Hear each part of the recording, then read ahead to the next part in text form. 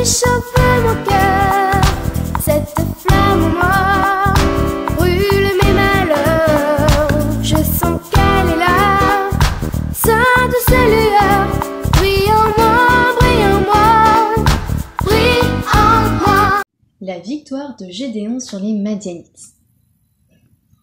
Rappelons-nous déjà qui était Gédéon. Gédéon était un homme choisi par Dieu pour diriger le peuple d'Israël.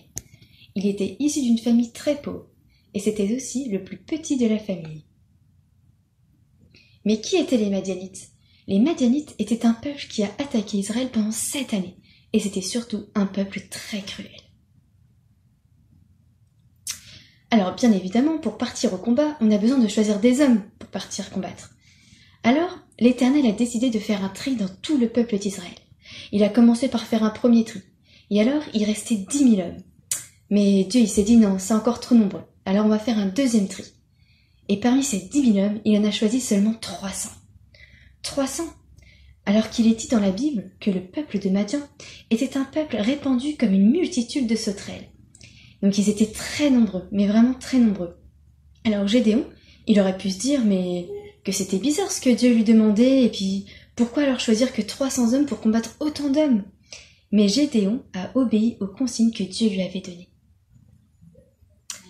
Alors, évidemment, c'est vrai que des fois on peut encore douter. Mais Dieu avait permis qu'un des hommes de l'armée de Gédéon eut un songe. Donc un songe, c'est un rêve que Dieu donne. Et dans ce songe, eh bien après, donc cet homme raconta ce songe, et Gédéon a compris que Dieu allait livrer les Madianites entre leurs mains. Alors voilà, Gédéon prit ses 300 hommes, il les a divisés en trois grandes équipes, et il leur donna à tous une trompette, un pot vide et une torche.